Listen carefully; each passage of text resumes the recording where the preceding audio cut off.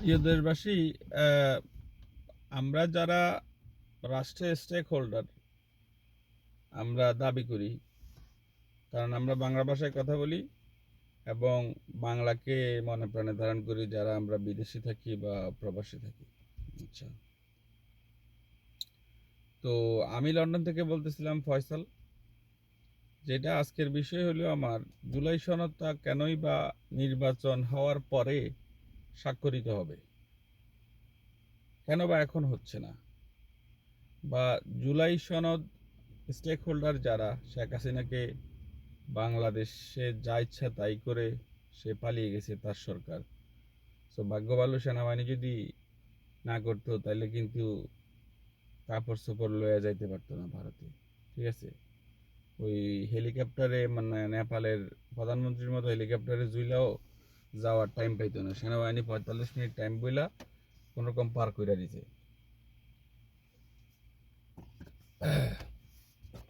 তবে এটা একটা ট্যাঙ্গো অরেঞ্জ ড্রিঙ্কস, সো কোনো মতলব না। এনিওয়ে, যেই প্রসঙ্গে আমরা ছিলাম, তো আমি তো সাধারণ যে আমজনতার সারি থেকে কথা বলতেছি বাংলাদেশের ক্লান্তি লগ্নে। তো কথাটা হয়তো একটু লম্বা হইতে পারে, কারণ আমরা তো আর সবসময় এসে বলার সুযোগ পাই না, খাইটা খাওয়া মানুষ অনেক বেজালে থাকি। ঠিক আছে, যাই হোক, তো আহ, এখন যে অবস্থানে বাংলাদেশ আছে বা জুলাই সনদ আছে, এই জুলাই সনদটা এখন কেন সিগনেচার হচ্ছে না, বা এখন হইলে অসুবিধাটা কোথায়? সংসদকে আমরা মানছি নাকি? সংসদ মানি নাই বিদায় তো শেখ হাসিনা পলাইছে সংসদ থুইয়া। এখন সংসদের একটা স্পিকার আমরা বসামো, কয়দিনের লেগে তারা নিয়োগ দিছি সেটা একটা সিস্টেম করবো, জুলাই সনদ ঘোষণা করবো, এবং প্রত্যেকটা রাজনৈতিক দল জুলাই সনদ মাইনাই রাজনীতি করতে আসতে হবে বাংলাদেশে নতুন কিছুতে। এইটা আমরা নিশ্চিত করতে হবে। এবং ইউনুস গভর্নমেন্ট বা প্রফেসর ইউনুসের যে গভর্নমেন্ট এখন আমাদেরকে শাসন করতেছে, তারা কি আবার সেই স্বৈরাচারের রূপে নিতেছে? তারা কি আবার সেই আশপাশের লোকজনগুলারে এমনভাবে সেট করছে যারা অযোগ্য? তারা আসলে কি রাষ্ট্র নিয়ে কাজ করতেছে? তারা কি জনবান্ধব সরকার হইতেছে? তারা কি জনগণের সাথে কানেক্টিভিটি তাদের কি আছে আদৌ? তারপরে যায় বাজার কি তাদের নিয়ন্ত্রণে আছে? এবং ভারত পীড়িত কি তারা কতটুকু বাদ দিতে পারলো বা পারে নাই, সেই বিষয়গুলো কি ডিসাইড হয়েছে? এবং যেই আহ, যেই টোনে আমরা কথা বলতেছি এখনকার সরকার, এই এখনকার উপদেষ্টারা মন্ত্রীরা, তারা কি সেই স্বৈরাচার লেভেল দিকে হাঁটতেছে না? দেশের রাষ্ট্রের মালিকের কাছে রাষ্ট্রের মালিকানা বুঝাই দেওয়ার জন্য যে নির্বাচন বক্কর যে চিল্লাইতেছে, আদৌ কি এই জুলাই সনদের বাস্তবায়ন কি আমরা দেখতে পাইলাম? যারা জুলাই যোদ্ধা, যারা এখনো চোখ নাই হাত নাই কান নাই পা নাই, তারা কেমনে করতেছে? তাদের কি কি আমরা কোনো ক্ষতিপূরণ দিলাম? আমরা বিশ্ব ব্যাংকে কতটুক, আমাদের বিশ্ববাজারে আমাদের জিডিপি যেটা ডিক্লেয়ার করা প্রত্যেকটা মাথা পিছু আয় কত ডলার, তো সেইটা কি সেই অনুযায়ী কি জুলাইয়ের যোদ্ধারা কি সেটা কি পাওয়ার দাবি রাখে কিনা? সেগুলো সংসদ হওয়ার আগে হইলে কি হয়? আমার সংসদ এটা তো আমরা মানি না যেটা ছিল। তো এখন আমাদের যেই সংসদ হওয়া উচিত জুলাই ল্যান্সে তাকায়া, সেই ল্যান্সটাকে আমরা ফলো করতেছি কিনা? তো আমরা আমজনতার সারিতে দাঁড়ায় যেটাই বলতে পারি, আমাদের মৌলিক অধিকার আগে তো রক্ষা করতে হবে। কিন্তু আমরা তো মৌলিক অধিকারের কাছে দিয়েও হাঁটতেছি না সরকার। আমরা যে জুলাই যুদ্ধ কেন করলাম, কি কারণে করলাম? শেখ হাসিনা কেন পলাইলো? হ্যাঁ, কি কারণে পলাইলো? এই সংসদ মানে বিদে পলাইছে? তাইলে আমাদের সংসদের স্পিকার আসবে, স্পিকার আসলে স্পিকার বসবে, বসার পরে তারপরে হোমরা চোমরারা আবার আবার সংসদের সিটগুলো দখল করে বসে থাকবে। আগের সেই ন্যারেটিভ যেই মানুষগুলো আছে আমরা যাদেরকে দেখতে পারি না, আর আমরা যাদেরকে মনে করি এরাই দেশের রাষ্ট্রের দুর্নীতিবাদ, এদের জন্যই 54 বছর শেষ হয়ে গেছে। বাট দেশের কোনো পরিবর্তন হয় নাই। মানুষের এখনো মৌলিক অধিকার, খাদ্য, বস্ত্র, বাসস্থান, চিকিৎসা, চিকিৎসা তো সেটাই ইতিহাস। তো আবার নেতা নেত্রীরা তো ওনাদের তো সিঙ্গাপুর আছে, মাউন্ট এলিজাবেথ আছে, তারপরে যায় লন্ডন নিউ ইয়র্ক আছে, ওনারা তো ওইদিকে দৌড়ায়, ওনাদের বাচ্চারা ওইদিকে থাকে, ওনাদের ছেলেপেলেরা ওখানে পড়াশোনা করে, আবার দেখি হেরাই ঘুরে ফিরে আবার মন্ত্রী চেয়ার আবার লয়ে বয়ে রয়েছে। মানে কি?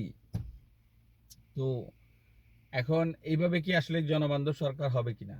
তো জুলাই সনদ আগে সিগনেচার হওয়া উচিত। আচ্ছা, এক কথায় আসি, এই যে আজকে ডাকসু নির্বাচনের যে রেজাল্ট আমরা পাইলাম, দেখতে পেলাম জাতি, আচ্ছা জনগণ তো তারাই যারা নির্বাচন করলো, ঠিক আছে, তারা ভোট দিচ্ছে নির্বাচিত হয়েছে। এখন এই জায়গায় যদি কয় যে আমরা কালকে ইলেকশন দিব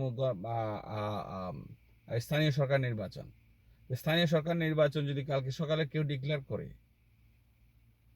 কারো জামানত থাকবে? বিএনপি টিএমপির কারো জামানত থাকবে না। মানুষ মুখ ফিরে নিছে, আপনারা কূট রাজনীতি করতেছেন আবারও। ঠিক আছে, এতগুলো মানুষ প্রাণ দিল, শেখ হাসিনারে বাংলাদেশ থেকে হটাইলো, হটাইয়া এখন এই রাজনীতিটা লুটপাট হয়ে যাইতেছে। এনসিপি মাঠ থেকে আউট হয়ে যেতেছে, জুলাইয়ের সনদ পিছনে পড়তেছে। কেন? জুলাই সনদ ছাড়া কি আরে তোমরা আমার রাস্তায় আসতে পারছো কিনা? তোমরা যে আজকে রাস্তায় চিল্লাও সচিবালয় তালা মেরা দাও, কেমনে দাও? কোন বলে? জুলাইয়ের বলে। তো জুলাইকে স্বীকৃতি দিতে হবে আইনগতভাবে। ঠিক আছে, এবং প্রত্যেকটা দল রাজনীতি যদি করতে হয় বাংলাদেশে, জুলাই সনদ আগে সিগনেচার করো, দেন তোমরা পলিটিক্স করো। এর আগে তো তোমাদের পলিটিক্স ছিল না, এরপর আগে তোমাদের পলিটিক্সের মুখে তালা লাগানো ছিল এরকম করে। তো বুঝতে হবে, এখন জুলাই ল্যান্সে দেখতে হবে বাংলাদেশকে।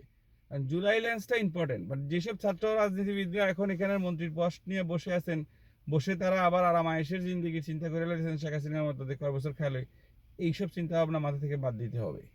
ঠিক আছে, রাষ্ট্র গঠনের কাজ করতে হবে। হ্যাঁ, রাষ্ট্রের প্রত্যেকটা পলিসি হওয়া উচিত এরকম, একটা রাষ্ট্রের সাথে আরেকটা রাষ্ট্রের যে কূটনৈতিক সম্পর্ক চুক্তি, কোনো কিছু লেখালেখি করা ছাড়া, কোনো কিছু স্ট্রং লেখালেখি ছাড়া প্রয়োজনে জুইস সলিসিটার খুঁজতে লাও। ঠিক আছে, তো পয়সা বেশি সারা পৃথিবী উন্নয়ন না। আমাদের আমলারা কি কাজ করে? আমলারা কিছুই করে না। আমলাতান্ত্রিক দেশ কখনো আবার হইতে দেওয়া যাবে না। ঠিক আছে, এবং রাষ্ট্রের সাথে একটা চুক্তি থাকতে হবে জনগণের সাথে, এবং সেটা পুঙ্খানুপুঙ্খানু বাস্তবায়ন করতে হবে। আদারওয়াইজ তুমি অটোপদে হয়ে যাবে, এরকম হইতে হবে সিস্টেম। ঠিক আছে, রাষ্ট্রের সাথে সরকারের চুক্তি এবং সরকারের সাথে বহির্বিশ্বের চুক্তি, ওই চুক্তিগুলো আমাদেরকে জানতে হবে। যেটা আমাদের রাষ্ট্রবিধি সেটা করা যাবে না, বা যেটা আমাদের সংবিধান, আমরা যে নতুন সংবিধান নতুন কিছু করতে চাই, ওইটার বাইরে যাওয়া যাবে না। ঠিক আছে, এবং প্রত্যেকটা মানুষ রেসপন্সিবিলিটি নিয়ে কাজ করবে। এত অত্যাধুনিক যুগ থাকতে, এত অত্যাধুনিক টেকনোলজি থাকতে আমরা কেন এখনো পিছিয়ে থাকবো? এবং এই রাজনীতিবিদদের জন্য, এই যারা এখন আসির আবার মার্কেটে খাই ফেলবো এমন একটা মনোভাব, আমরাই সরকার, আমরাই বানাই ফেলতেছি, এই মনোভাব যাদের মধ্যে না, তারাই কিন্তু আবার স্বৈরাচারের রূপ নেবে। তো আমরা সেই যুদ্ধের জন্য আবার প্রস্তুত, নো প্রবলেম। বাট আমরা যেটা চাই, মানুষের অধিকার বাস্তবায়ন হতে হবে। রাষ্ট্রের সাথে কমিটমেন্ট যেটা দিচ্ছে, একটা ইশতেহার ধরাই দিয়ে তো চলে গেলাম। হ্যাঁ, আর ইশতেহার পালন করবো না করবো এটা পরে দেখা যাবে, পুলিশ দিয়ে পিঠে ঠান্ডা করে এলাম, রোডে আইতে দিব না। এই মানসিকতাই বাদ দিতে হবে। ঠিক আছে, এই মানসিকতা কমপ্লিটলি বাদ দিতে হবে, এবং যার মধ্যে এই মানসিকতা দেখা যাবে সে অটো পদত্যাগ করেন, নাহলে কিন্তু ওই নেপালের মতো বুঝছেন, গাঙ্গে ফালাই দিব মানুষ, গাঙ্গে সব খুললা পিঠে। ঠিক আছে, পলিটিক্স করতে এখন থেকে খুবই সাবধান। কিন্তু রাষ্ট্রের সাথে যে বেইমানি করবে, যে রাষ্ট্রের জনগণকে মূল্যায়ন করবে না, যে পুলিশ দিয়ে দমন করবে, র্যাব দিয়ে দমন করবে, মানুষের মামলা নিবে না, ডাক্তারের কাছে গেলে ডাক্তার বিচারের রিপোর্ট দিবে না, তারপরে দিবে 2 নাম্বার, টেস্টের মেশিনগুলো ঠিক নাই, কোনো সিসিটিভি ক্যামেরার ফুটেজ নাই, সাংবাদিক ইন করতে দেয় না, এইসব বিষয় হইতে পারবে না দেশে। ঠিক আছে, এবং প্রত্যেকটা মানুষের নিরাপত্তা দিতে হবে, প্রশাসন এমনভাবে ঢালাই সাজাইতে হবে। ঠিক আছে, যারা যোগ্যতার পরিচয় দিবে তাদেরকে পুরস্কৃত করতে হবে, তাদেরকে রাষ্ট্রীয় আরও অনেক সুযোগ সুবিধা আছে সেগুলো তারা পাবে, বাট অ্যাজ এ মানুষ হিসেবে কাজ করতে হবে, মনুষ্যত্ব থাকতে হবে। যে আমি যে কমিটমেন্ট দিয়ে আমি আমার জায়গায় আজকে চেয়ারটাতে বসে আছি, আমি কি আসলেই প্রজাতন্ত্রকে সার্ভ করতেছি? হ্যাঁ, এমন মানসিকতা, এমন রেসপন্সিবিলিটি না থাকলে অমন মানুষ ওই চেয়ারে থাকতে হবে না, সে যেন অটোপদত্যাগ হয়ে যায়। আমি সচিবালয়ে চাকরি নিছি, আমার জিন্দগি চাকরি যাইব না, এমন মানসিকতা থেকে বাইরে আসতে হবে, রেসপন্সিবিলিটি থাকতে হবে। যদি আমি আমার আমার কর্মের কারণে আমার পথ হারাইতে হয়, পথ হারাই যাবে, সেটা নিয়ে আফসোস করার কোনো কারণ নেই, হারাইতে হবে, তাইলেই মূল্য হবে। ঠিক আছে দর্শক, ধন্যবাদ যারা আমাকে ওয়াচিং করছেন এবং বাংলাদেশ নিয়ে কথা বলার সুযোগ পাইছি। আমরা আমজনতা, আমাদের দাবি দেওয়া মানতে হবে, আমাদের দাবি দেওয়া মাইনাই সরকারকে ক্ষমতায় থাকতে হবে। আদারওয়াইজ সরকারের যে কোনো মুহূর্তেই অনলাইন সোশ্যাল মিডিয়া যেই প্ল্যাটফর্মে পামো, সরকারের সমালোচনা করার অধিকার আমাদের আছে। সরকার যদি ক্ষমতা চালাইতে হয়, আমাদের জনগণের সমালোচনা শুনেই ক্ষমতায় থাকতে হবে। আমরা আমরা রাষ্ট্রের মালিক, আমরা তোমাদেরকে দায়িত্ব দিছি, তোমরা কমিটমেন্ট দিছো, এইভাবে আমাদেরকে চালাইবা। এখন সংবিধান খুঁজো কে, আমগরে চালাও, আমার খাদ্য, বস্ত্র, বাসস্থান, চিকিৎসা মাস শেষে আমার অ্যাকাউন্টে টাকা ঢুকিয়ে দিতে হবে। যে তুমি যদি আমার রাষ্ট্রের ক্ষমতা থাকতে হবে, মাথাপিছু যে আয় দেখাইছো সেই আয় যেন আমার হয়, সেটা তুমি সরকার দিতে হবে। এর বাইরে যদি ইনকাম করতে পারি সেটা আমি ট্যাক্স দিব, নো প্রবলেম, অসুবিধা নাই। বাট এটা আমার জন্য বরাদ্দ থাকতে হবে, ঠিক আছে? তো আমার মৌলিক অধিকার আমার চাই। সর্বপ্রথম সংবিধানের 33,000 পৃষ্ঠা আমার পইরা লাভ নাই। আমি ওই 5 ওয়ার্ডের কথা বলি, আমার খাদ্য, বস্ত্র, বাসস্থান, চিকিৎসা দাও, গোরস্থানটা ঠিক আছে না এটা ঠিক করে দাও, মরে গেলে জানলা লাগাছে আমার। আর একটা বিষয় না বললেই নয়, দর্শক আরও 2 মিনিট আমি টাইম নিচ্ছি, আমি সরি ফর দ্যাট, কারণ বলতেই হচ্ছে। ইসলাম, আমি একটা টকশোতে দেখছিলাম আজিজুল বাড়ি হেলাল আর আরেকটা জানি কি জানি শিশিরমণি মনে হয়, হ্যাঁ শিশিরমণি আর আজিজুল বাড়ি হেলাল, খালেদ মহিউদ্দিনের টকশোটা ছিল। বাট আমি টকশোটা অনেকটা, আমি খালেদ মহিউদ্দিনের অনেক দিন যাবত দেখতেছি, বাট ওনার কোশ্চেনের স্টাইলগুলো খুবই সুন্দর, বা আমি যে উনি আমার পছন্দের মানুষ, সো উনি দেশপ্রেমিক মানুষ, আমি ওনাকে পছন্দ করি, এই জায়গায় অ্যাপ্রিসিয়েট করি ওনাকে। সো খালেদ ভাই, আপনি যদি আমার অনুষ্ঠান কোনোভাবে শুনে থাকেন, আমি লন্ডন থেকে বলতেছি, ফয়সাল ভাই আপনার সালাম রইল, আপনার মধ্যে আমি দেশপ্রেম খুঁজে পাই। ইভেন এমন দেশপ্রেমিক প্রয়োজন আছে দেশের জন্য, এবং সত্য কথা বলার লোকের বড়ই অভাব, এবং সেই জায়গায় আমি আপনারে খুঁজে পাইছি, আমি আপনার একজন ফ্যান। সো যে বিষয়ে আমি আসতেছিলাম দর্শক আপনাদের সাথে, সেটি হলো জামাত ইসলাম এবং হাজিউল বাড়ি হেলাল সাহেব বলতেছিলেন যে আপনি যদি ইসলাম ডিক্লেয়ার করেন আপনার দলের নামের সাথে, আপনি ইসলামের শরীয়ত অনুযায়ী চলতে হবে, আপনি হাদিস অনুযায়ী চলতে হবে, কোরআন অনুযায়ী চলতে হবে, এটার বাইরে আপনার যাওয়া যাবে না। এ ভাই আজিজুল বাড়ি হেলাল ভাই, আপনারে বলি, আমরা তো আমজনতা কিছু বুঝি না, আমরা মূর্খ মানুষ, আমরা কি বুঝি, আপনারাই সব বুঝেন। ইসলাম কি এভাবে আপনার বইলা কোয়া চালাইতে হবে? ইসলাম এটা সংবিধান, ওইটা ওভাবেই বলে গেছে। আমরা যদি ইসলামের তর্কে যাই অনেক তর্ক আসবে, অনেক, এটা অনেক লম্বা হিস্ট্রি। সো 2 মিনিটে বলি যে আপনি যদি বুঝের মানুষ হন বুঝে যাবেন, ইসলাম সম্পর্কে আপনার অনেক জ্ঞান ধারণা আছে, আপনি অনেক কিছুই জানেন, বাট এই কথাটা হয়তো বা আপনার হয়তো বা আমার কাছে যেটা শুনবেন নতুন শুনবেন। আমরা নামাজ কেন পড়ি? আল্লাহর রাজি খুশি করার জন্য, সেখানে ইসলাম আছে।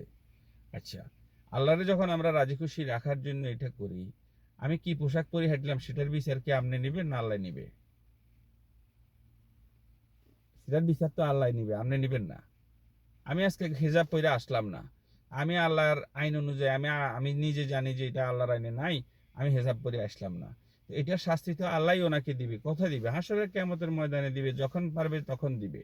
বাট সে নামাজ পড়ে নাই, হেজাব পড়ে নাই, রাস্তায় এসে মানুষ একজনের খুন করে লেছে, সেটা ডিফারেন্ট বিষয়।